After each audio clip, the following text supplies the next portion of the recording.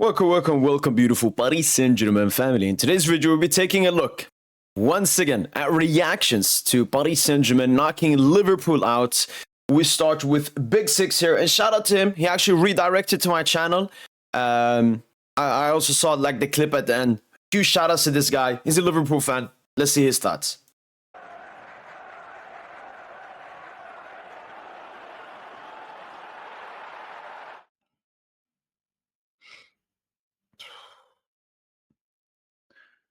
Liverpool 0, PSG 1,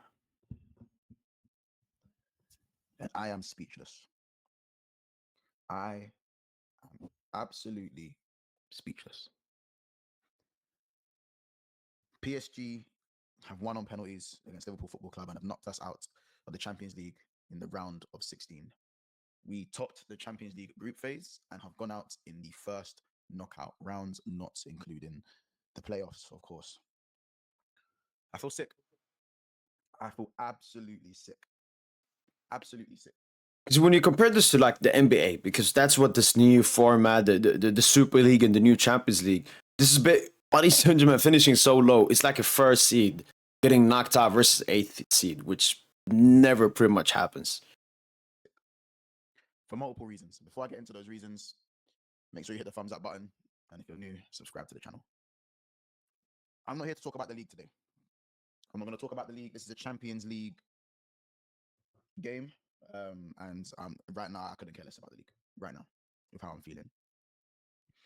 Because at the end of the day, there were so many things that went on in that game that posed so many questions. And the bottom line is, regardless of all the performances, regardless of everything that's gone on in the game, we've just played 120 minutes. We've lost Trent Alexander-Arnold only to lose while we have a cup final in 4 days. I'll repeat that one more time. We played 120 minutes, lost our best right back, our only actual right back, natural right back as well. Taken penalties. We basically played 120 minutes, lost our best right back, and we have a cup final in 4 days. And we don't even know if Ebu Konate is going to be fit either. We don't know if it was cramp or if he's actually injured too.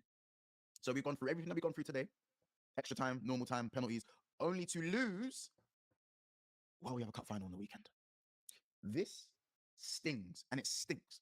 It absolutely stinks. Because even though we were better than PSG today, it doesn't matter what you do in the game. And that is the first half, I would say Paris Saint-Germain was slightly better, especially with the chances. We're also better in the extra time, but didn't matter that much. It's not like we had any chances. But that second half, we got completely dominated. I think we only had one half chance. And I'm going to be honest, I'm always confident in Paris Saint-Germain, but that second half, it felt nearly inevitable. It was either Paris Saint-Germain was just going to have a complete dominant performance like what Donna did. The blocks we had, the slight offside for the Szoboszlai goal, Quensa hitting the post. We survived, but it was fortunate, man. It was fortunate. And that was Liverpool's time to take it. If you don't put the ball in the back of the net. We was championing Alisson for his man of the match performance just a week ago. When we were the ones doing up smash and grab, no one was complaining. In the Liverpool fan base anyways. We weren't complaining. Oh, there's more than one ways to skin a cat. There's more than one ways. Listen, heritage, all this and that. Or editage is how I said it. How stupid do I look? They came to our ground, 1-1-0, just like we did. It goes to penalties and it's a flip of a coin. That's the bottom line. I'll go into more details of the game, but realistically, they did to us what we did to them. But they were more in the game than we were. Hence, probably why maybe over the 2 legs, they deserved it. They deserved it just. If I'm being honest with myself. But I just have problems with some of the changes that were made today. We'll start with the subs. You cannot take off Szoboszlai, Diaz, and McAllister, who are all penalty takers, all penalty specialists. Yeah, that's one thing, because Liverpool didn't even do anything dangerous in the extra time. So the substitutions were neither to get something out of the game. I don't remember Elliott doing. Gakpo just looked absolutely cooked, man. He should not have been on that pitch. It would have been better bringing on a youngster with energy than bringing on Cody Gakpo. Was Paris Saint-Germain, we focused on keeping our best penalty takers on the pitch. We kept Vitinha the entire game. We kept Ousmane Dembélé the entire game. We brought on Gonçalo Ramos. It was like Arne Slot has, never been in that penalty shootout situation. It was like he wanted to win in extra time, or towards the end of the second half, but the players, it wasn't that from Liverpool. They mostly it felt more during extra time like Liverpool wanted the penalty shootout than us. And you take all three of them off for us to sit back in the second half of extra time. First half of extra time, we were on it. Second half of extra time, it's like we were playing for penalties in our own ground. Do you know how embarrassing that is? Do you know how embarrassing that is? Yep. No wonder we missed 2 out of our 3 penalties. No wonder we missed. Darwin Núñez stepping up to the second penalty. He's not mad. Going to the penalty taker. These guys are not specialists. These are penalties. You need your specialists. And Alisson should have saved the first penalty anyways. He rolled it in slow motion. You have to save it. You have to save that. And Darwin Núñez, let's be honest, we all knew he was going to miss. We all knew that he was going to miss. We all knew what was going to happen. Let's just talk about the elephant in the room. Mo Salah. Mo Salah, Mo Salah, Mo Salah. Now, there's going to be a lot of narratives that are going to be pushed on Mo Salah after this. There's going to be a lot of narratives that are going to be pushed on Mo Salah because of the standards he set for himself this season.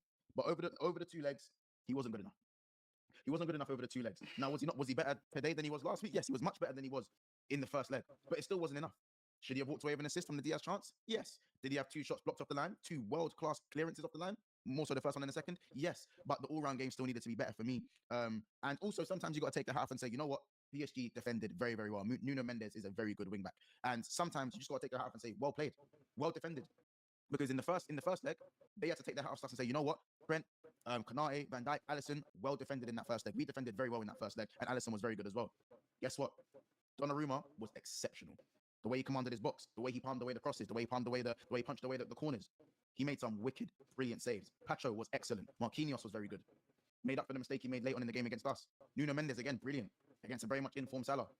You know, I think Hakimi was okay. I think Diaz got the better of Hakimi at times, but Diaz's end product is crap, so it didn't really matter. So sometimes you do have to take a hat and say, you know what, these men defended well. But that doesn't mean to say that we don't expect better from our attackers. And that's the bottom line. Diaz is so wasteful. Szoboszlai is so wasteful. Salah today was wasteful as well. Jota, oh my days, Diogo. Jota, man. Diogo Jota. He might be finished. Diogo Jota might just be finished, bro.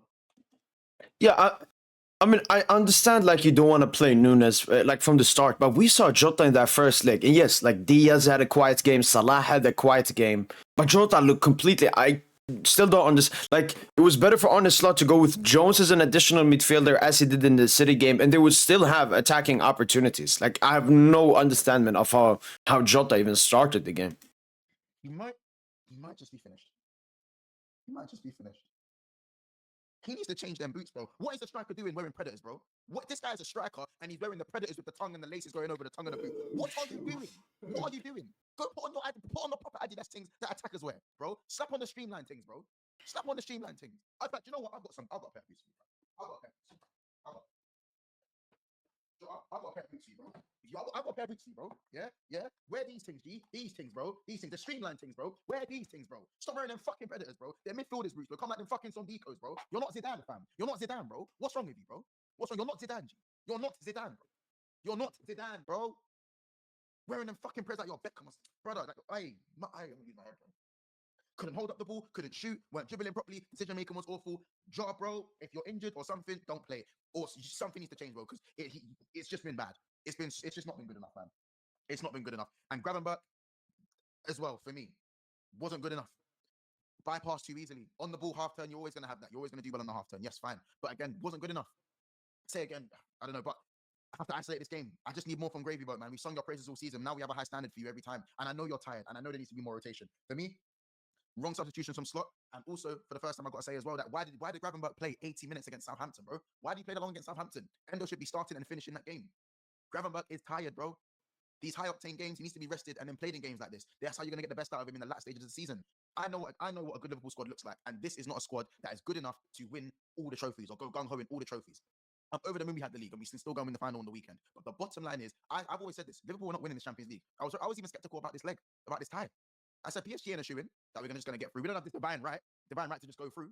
That's the bottom line in the Champions League. That's what it is. Listen, man, I just needed so much more. And as much as people are going to home in on Salah, Salah is our best attacking creator and our best attacking goal scorer. There is no one to bail out Salah. There is no Sadio Mane in the team. So when Salah isn't at his best, Liverpool are a much worse team going forward in terms of the all-round fluidity. And I mean, that's something we talked about Liverpool going into the PSG leg. They're so Salah reliant. And you just can't be that as a team. Like even Paris Saint-Germain like the second leg, I wouldn't say like our attacks were that good. Like Kvara was good, the bit was good, but Kolo was decent. But it just, if he can't, he will. If he will, he can't. He can't, he will. But yeah, way too Salah reliant this season. I remember Diaz. Diaz was in great form at the beginning of the season. Obviously, unfortunately for Liverpool, Gakpo got injured right in this time and missed both legs. But yeah, very Salah reliant. You know what? Just kind of putting the ball in the back of the net because we still created chances today. We still have plenty of opportunities to start. And listen, big up to Kwanzaa and the boys. Some of the boys who come off the bench were good today. Do you know what I'm saying? Kwanzaa was brilliant off the bench and Endo was good as well. But Curtis Jones never got going. Darwin Núñez still needed to do better as well. So, you know, it is what it is. There isn't enough quality in terms of, you know, big moments under the lights from the central areas of the pitch for Liverpool. Szoboszlai, good player, decent player. But at the end of the day, you know, his decision making isn't good enough. His football IQ isn't good enough in the final third. You need a 10 who can create and make things happen in games like this. That's the difference. That's what will be the difference. And for the moments, but you know, we didn't create enough opportunities from the center of the pitch. We created enough chances to score. We were good. We weren't bad today. We were good today. But at the end of the day, it's penalties. It's a coin toss. It's just the ball should have gone in the back of the net. And the one time it did, we were offside. And again, Diaz, how long do you want him to hold his run for? Jota takes too long to pass it, and then you know what happens. So I can't be asked in it. This one hurts. This one hurts. Hurts, man. Well then, shout out to this guy. I mean, he mostly talked, you know, from the Liverpool perspective. Agree with pretty much everything he said.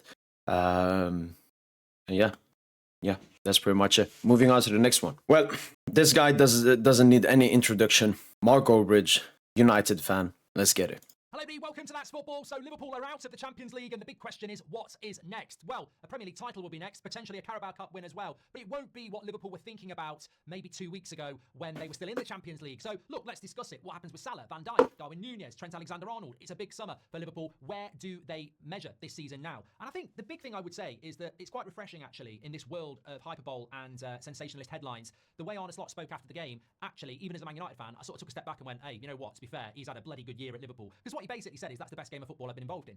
Last week, PSG played the perfect game and we beat them. And last night, we played the perfect game and we couldn't get the goal that we needed. And ultimately, we've been divided by penalties. And that's the fine lines of football. You'll get people shouting and screaming about big mistakes, Slot got it wrong, this, that, and the other, because they've got to justify their headlines. But the reality is, I watched both games. I thought PSG were way better than I was expecting. And people are going, best Premier, I'm very proud of the Premier League. So a lot of people have messaged me going, best league in the world, my arse. And I'm like, well, it is the best league in the world. Just because Liverpool lost on penalties to PSG doesn't mean the Premier League isn't the best league in the world. It's the most watched, it's the most competitive. There's not many other leagues in Europe or the world that have got teams like Nottingham Forest and Bournemouth fighting for the Champions League. Or Again, I've never understood this Bournemouth. Like, that's a negative thing on your league. Like, I agree in the sense of average quality in the Premier League is the best. Majority of it has to do with the money. Like, the 20th, the lowest ranked club in the Premier League is more rich than a lot of like top six place clubs in other top 5 leagues. It's all about money.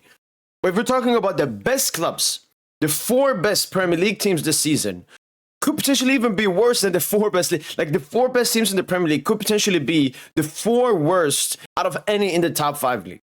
But I agree on the average quality thing. But the best teams in England, this is the worst they've been since that Leicester City season. Like, the best teams in England have been very bad this season. Very, very bad.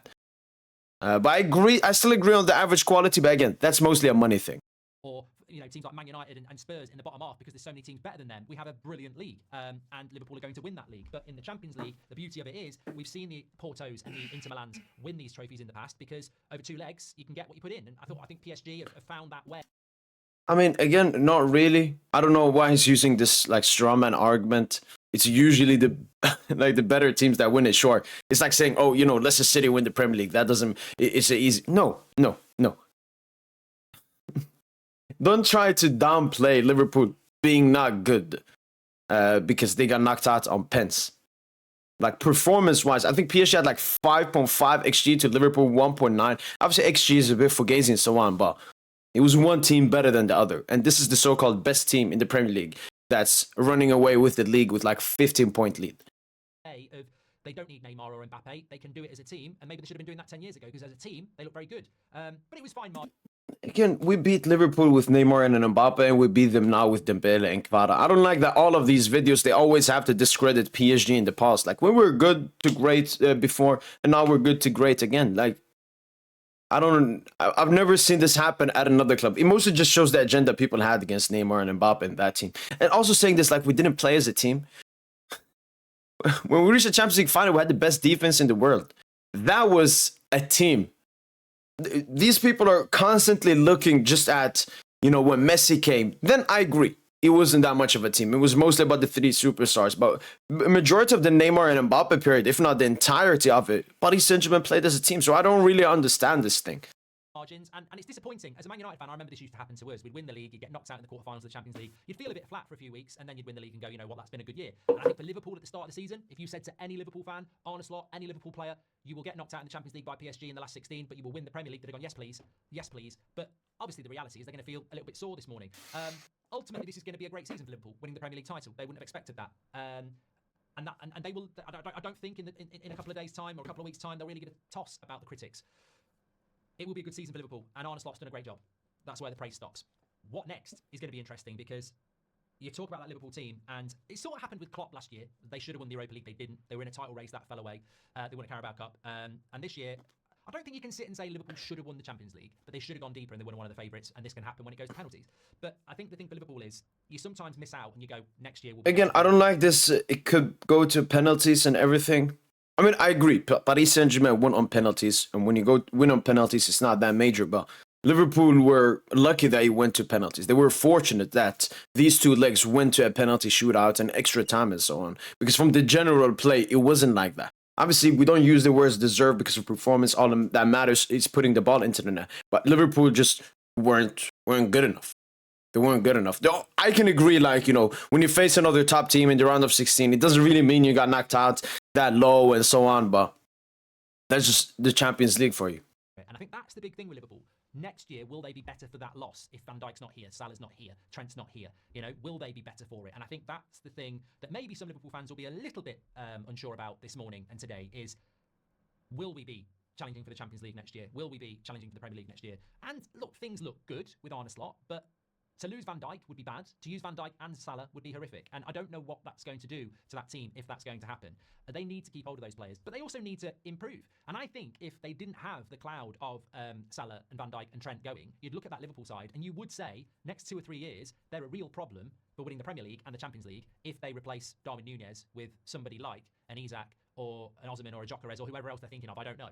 If they No, I agree. They have a big rebuild transition. Obviously, this season was supposedly be somewhat. It's mostly been like just a different manager. But the squad, like even Robertson, like he can't be a starter after this season. Trent's probably going to Madrid. One of Salah and Van Dijk, maybe both of them leave. So no, they're in for a huge rebuild. And we know that Liverpool, especially when it comes to the hierarchy, they're not that good at rebuilding at once.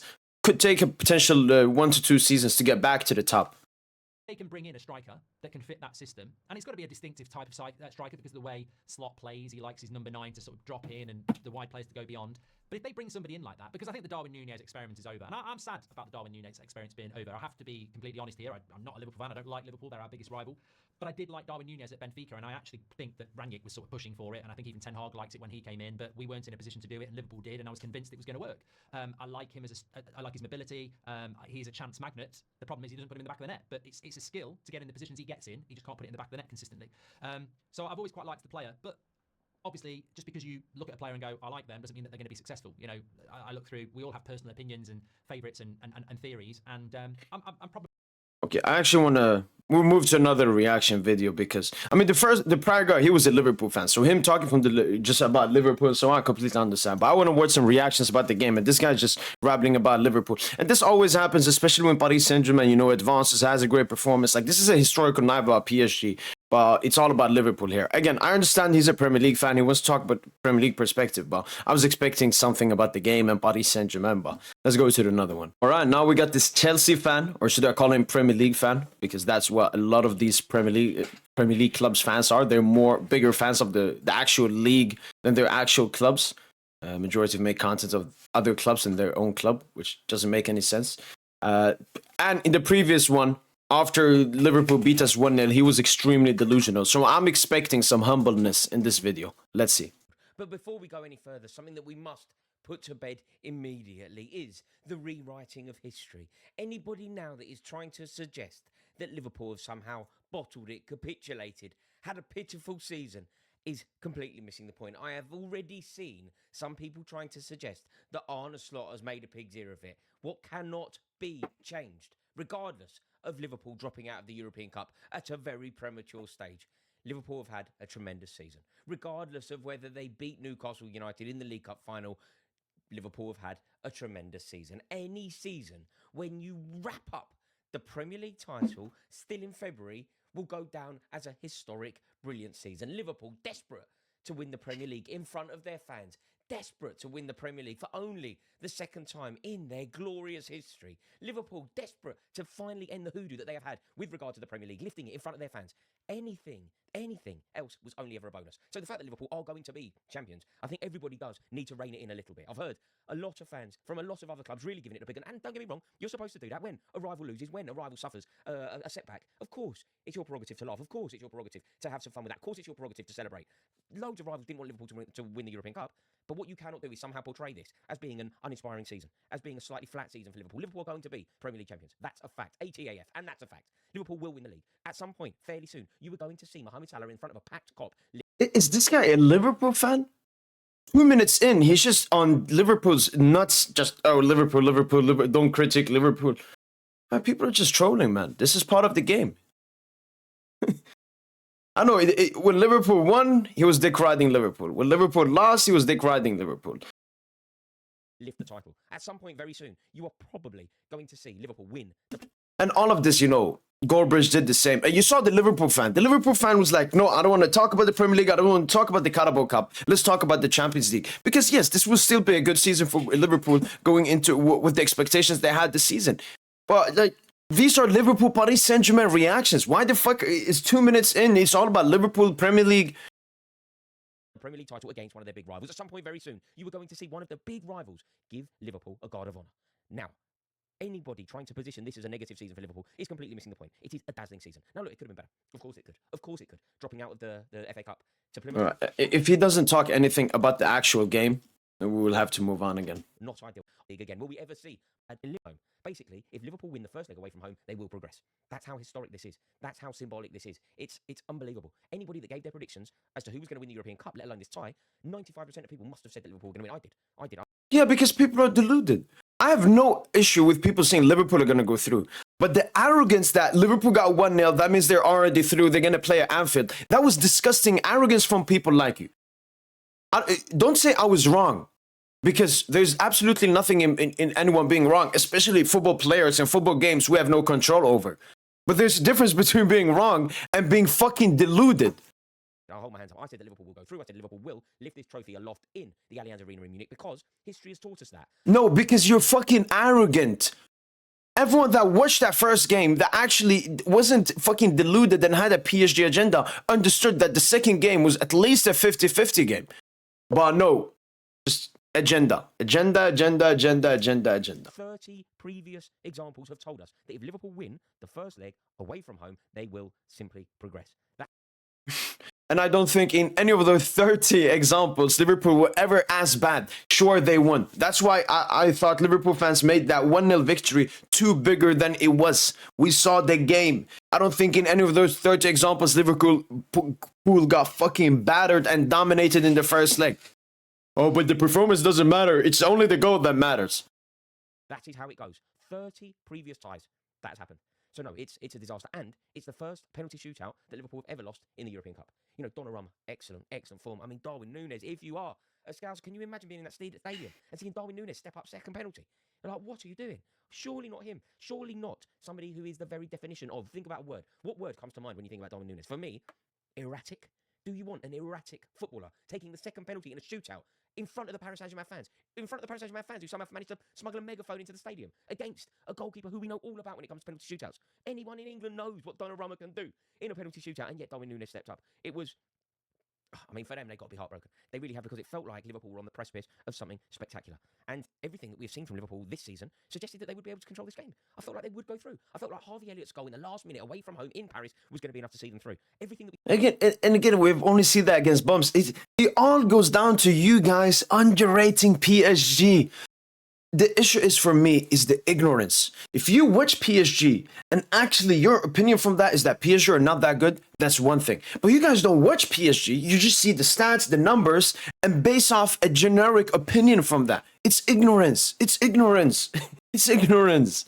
We know about Slot, the control, the way that they dictate the tempo, the way that they manage the situation, the way that they are nothing but control. And it just wasn't to be. And yeah, against fucking Fulham and Huddersfield, we saw in the first leg they couldn't control PSG. This is what happens when, as I said, you completely underestimate PSG because of your arrogance and hatred. And then you overhype your own league to such an extent you think it's some fucking glorious paradise league where everything is the best in Premier League. It wasn't to be because Luis Enrique didn't allow it. And that is what is so impressive. We simply have to hold our hands up and go, Luis Enrique got it right. It really was spectacular from him. And it showed you how quickly it can all change. Liverpool were top of the Champions League in January and they are out of the Champions League by March. That is how quickly life comes at you. That is how quickly football... No, it also shows that whatever happens in the group stage doesn't fucking matter. All that matters in the group stage is to go through. And then to win the Champions League, you have to expect to be able to beat the best teams.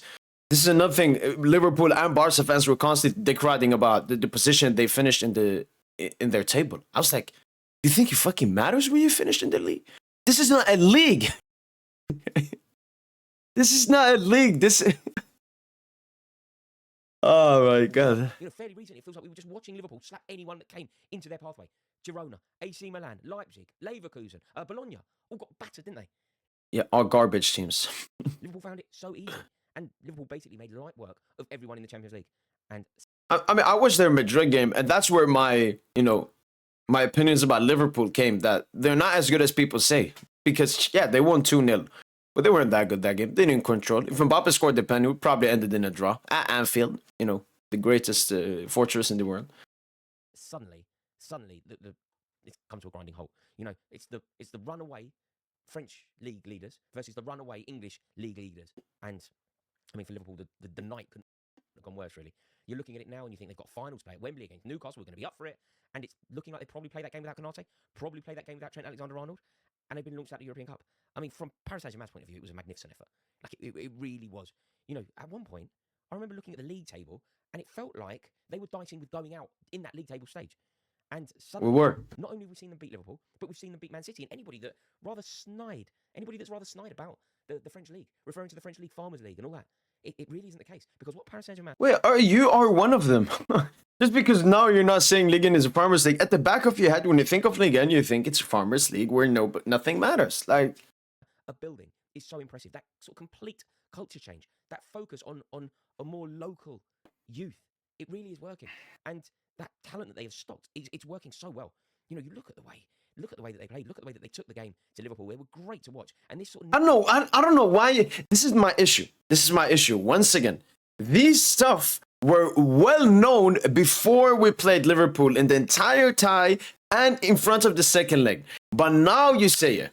Now it's suddenly Paris Saint-Germain is such a talented team. Before it was, no, Liverpool is so much better. Salah, Ballon d'Or. It feels forced. It feels like, no, I get to say that. Because if I don't say that, people say I'm delusional. That's not your opinion. New youth-led system is starting to work really well under Luis Enrique, who is an excellent manager. Less star property, less Hollywood, less razzle-dazzle, less Mbappe. Again, I don't understand this less razzle-dazzle.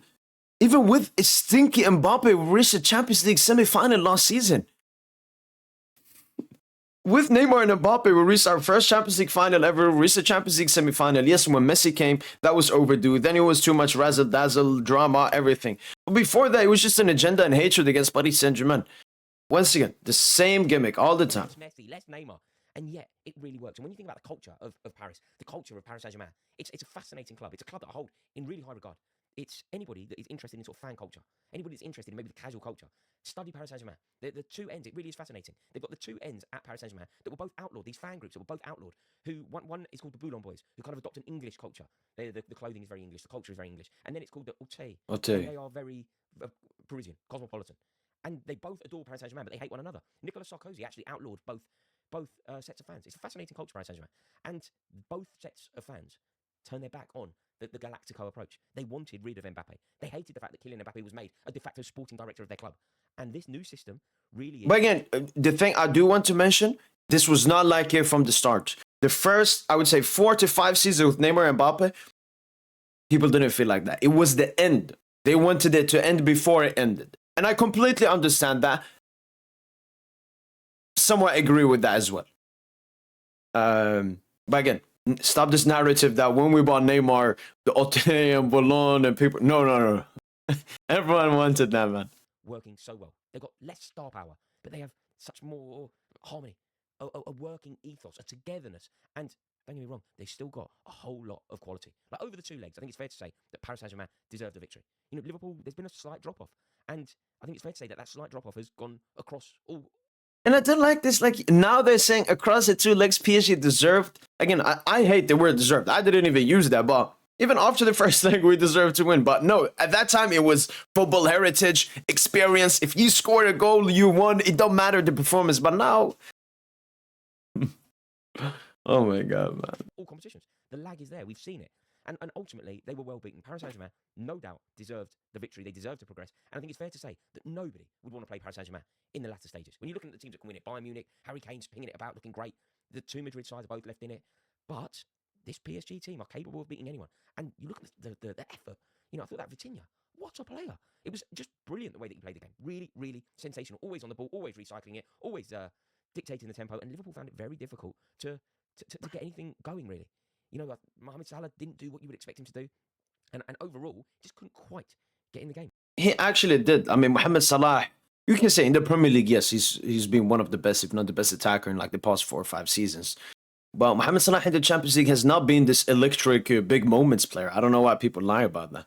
And, I mean, what impact that's going to have on, say, Mohamed Salah's Ballon d'Or chances, I really do not know. But completely over. Completely over. Nobody cares what he does in the Premier League.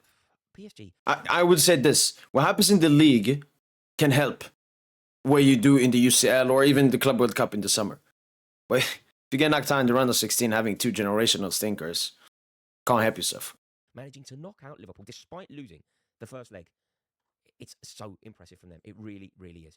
For Liverpool, I don't think they should let this defeat define them. They have had an incredible season. They have already... I mean, this defeat is a bit exposing of what they've been doing in the Premier League in the bigger scheme. In the Premier League, they're still the best, by far the best team. But in Europe, they call themselves the best team in Europe. Finishing that fugazi first place in the Champions League table and being so up in the Premier League, they got exposed. So, no, I think a lot of Liverpool fans got a reality check. Maybe we're not as good as we think we are. Achieve the impossible. They have managed to dethrone Manchester City. They have managed to keep... What do you mean dethrone Manchester City? City dethroned themselves, man. What the fuck is this, man? Away from the title. Arsenal shot themselves. Arsenal are garbage, man. Arsenal are garbage.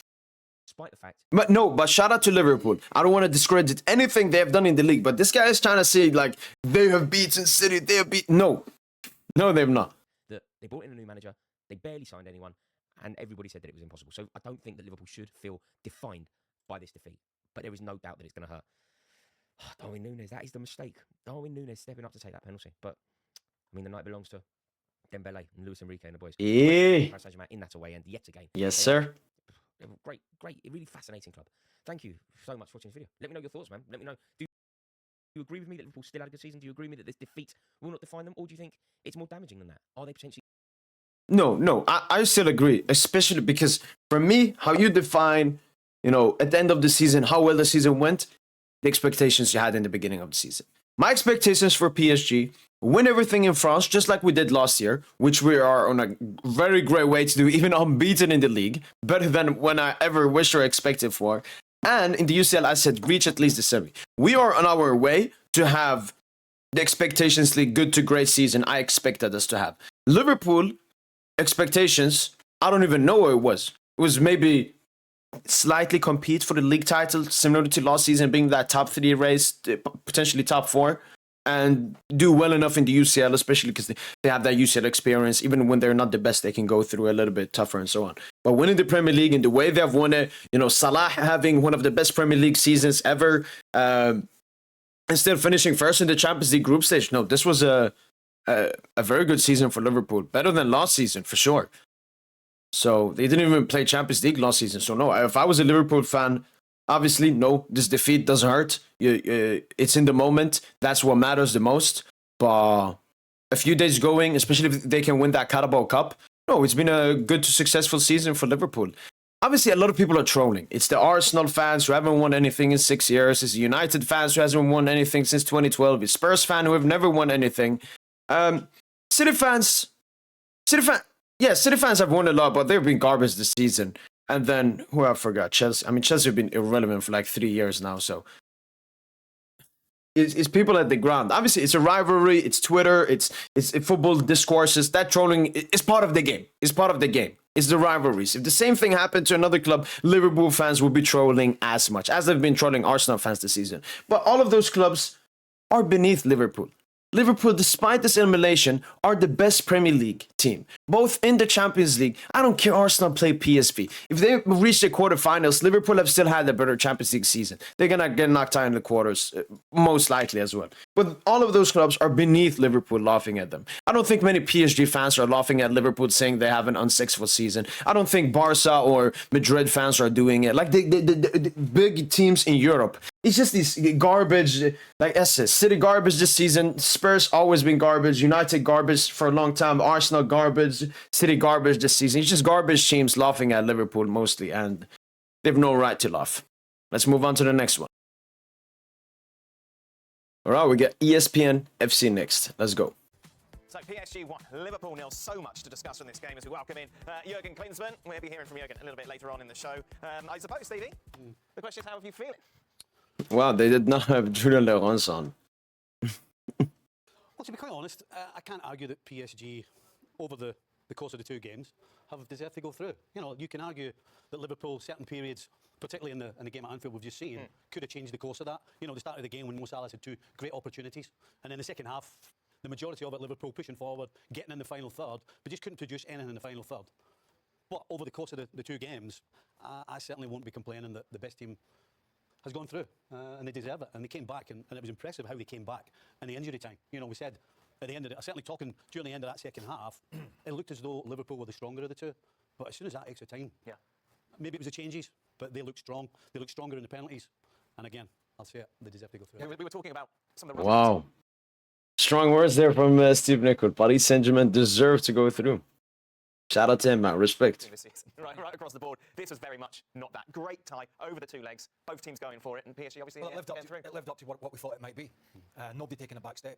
And it's hard to disagree with Stevie. They had 45 minutes in the second half where they were the more dominant Liverpool, but the final product was not good enough. Apart from that, they were, I wouldn't say dominated all the way through today, but PSG just cut them open in that first half at will whenever they won it back. Some of the football was excellent, and Liverpool looked vulnerable at the back.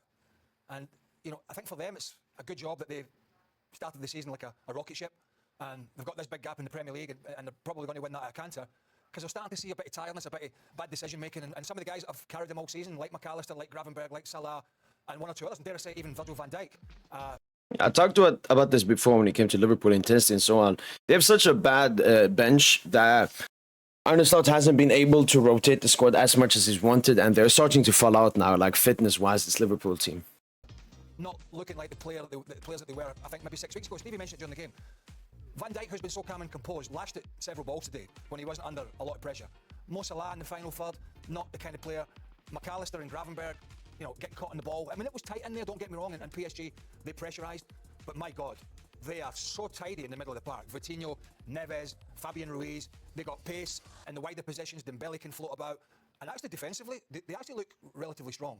But they've gone from being dangerous, as we thought they would be against this Liverpool team, to potentially finding somebody who's going to beat them. Yeah. Now, I know it's a long way to go. Again, I mean, as I said, I think Paris Saint-Germain was this team even before the tie. But yeah, obviously now it's been confirmed for the casuals and the people that don't watch PSG or had hatred against PSG and said they haven't faced a single strong team, la la la, and so on. But nobody, maybe Bayern Munich have absolutely trounced by Leverkusen. But if you look at Bayern Munich, their weaknesses defensively and the strength of this PSG side is going forward. I thought it was a brilliant performance over two legs, and you've got to give a lot of credit to Luis Enrique. He's got all the superstars have gone, and this is a team that's playing for each other. They're super tidy. Their football is fantastic. Again, I don't like this gimmick. We before, even when we had Neymar and Mbappe, we did have everyone playing for everyone. People are just over exaggerating the 2 years when Messi was here too much. fantastic. They're pacey, they can defend, and they're going to take some beating in this competition. Young, entertaining, exciting side to watch. Yeah, I mean, I remember when we beat Bayern München away in 2021. That was a similar, counter-attacking performance from Paris Saint-Germain, really high quality on the counter, and then we defended extremely well. Keylor Navas saving us so many times. But no, that wasn't combatsmanship. That was drama superstars. Like, I don't know why they always have to do this. You just look at their wide players. Dembele, when he gets out in the wide areas, or Kvaratskhelia, or Barcola on the other side. And those matchups, as we mentioned last week, were an issue for Liverpool in that first match, and they were an issue again today. So when you think of the totality over the two legs, the matchups on the outside were in favor of PSG. Offensively, Liverpool were not able to impact the game on the outside as much as PSG were able to do that on the other side. So we're talking about guys like Luis Diaz, like even Mohamed Salah, Diogo Jota. How many turnovers did those three guys in particular have today when they had a chance to actually get forward and go and create opportunities? So while Liverpool had a lot of the possession in the second half, did they really create clear opportunities? Did we? Honestly, I'm going to say this. Like, Kvara and Barcola had, like, good games each. But I would say the main difference between Liverpool, because even Salah and Diaz, they weren't that bad. The main difference from PSG and Liverpool was the central player. We had Ousmane Dembele as the central player. He got the goal from an entire central movement, both the finish and getting the ball from Nuno and then give it to Barcola. Whilst Liverpool's central player, Jota, and then Nunes who came on, were completely dog shit.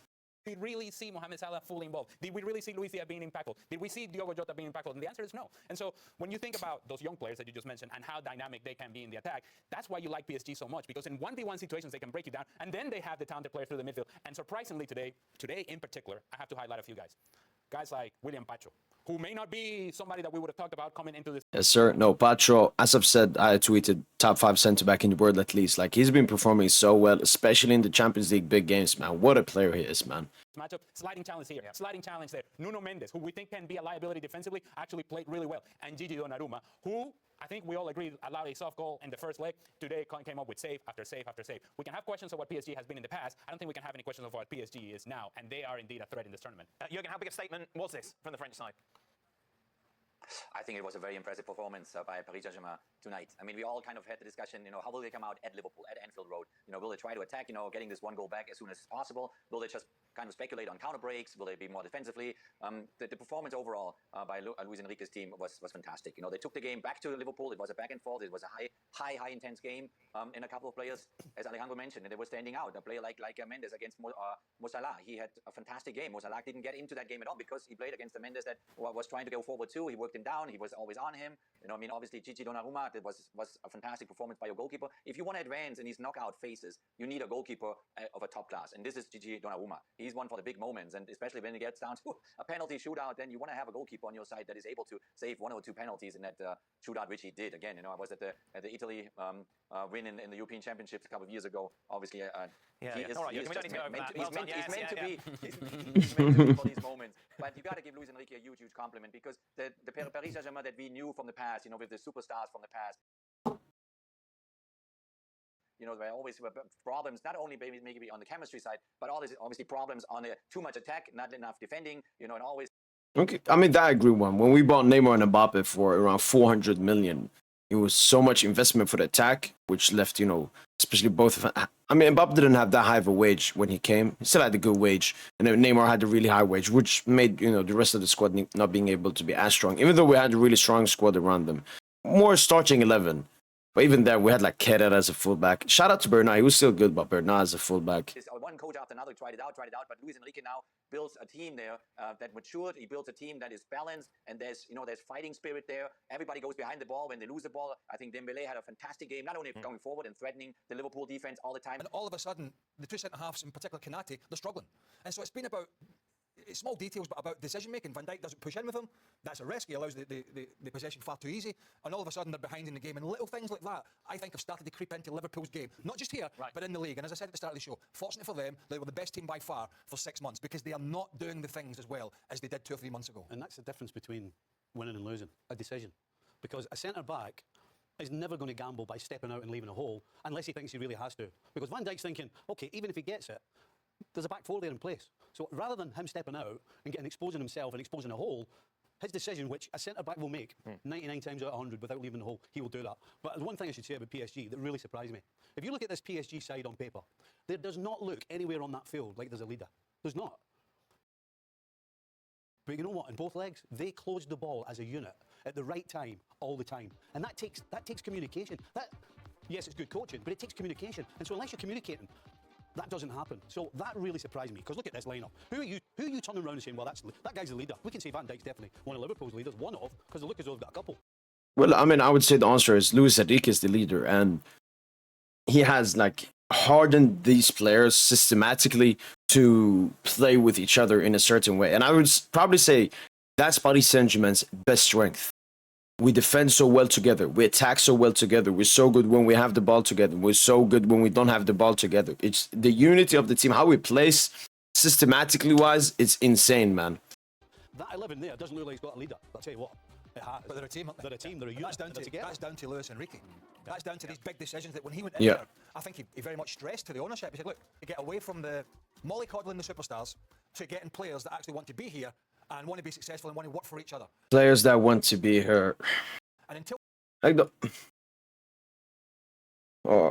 you know what? 10 minutes is good. Good reaction. Majority great comments, great thoughts from ESPN FC. Just, you know, the usual, just PSG before all the time. But yeah, decent to good video from ESPN FC. Let's go to the last one, which I'm very interested to see. This is Lawrence McKenna. We obviously reacted to his video being completely arrogant and deluded ahead of the first leg. Let's see what he has to say here. And it's very long, so I don't know. Hey guys, welcome back to Lawrence McKenna on the LFC channel, where we just watched that PSG team do that to Liverpool. The real conclusion is, well, first of all, Liverpool out of the Champions League. But the real question about this is, what does it mean for the rest of the season? What does it mean for this Liverpool team who have done so well and were so dominant? Look how calm he is and everything. It's like he lacks passion for Liverpool, man. Up until I would have been heated, man. I would have not wanted to record the video, but recorded it because it's my job. But this point, there are a lot of conclusions, and I think it's time that we go through some of them, because towards the business end of the season, especially with everything that we still got on the line, I genuinely think this Liverpool team is still learning a lot of lessons.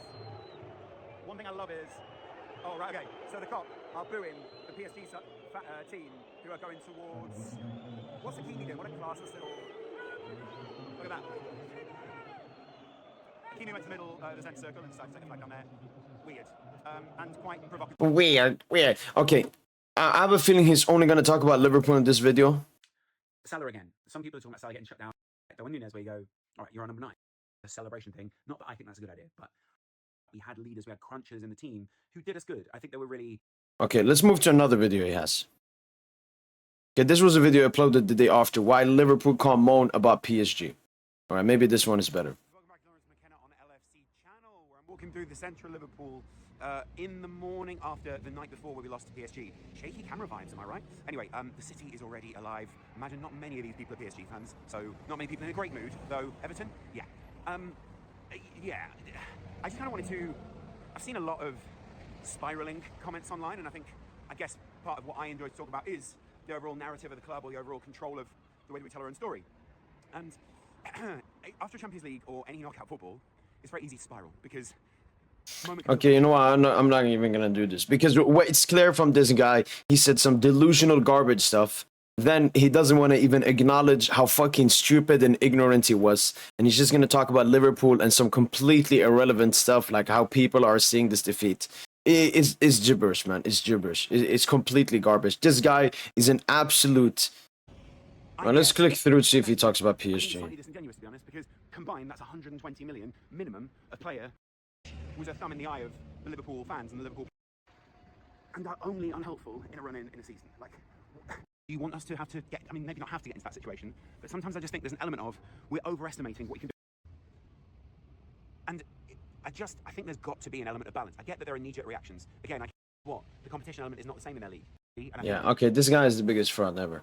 That's me from boy PSGINT. Hopefully, guys, have enjoyed this video. And as usual, allez Paris.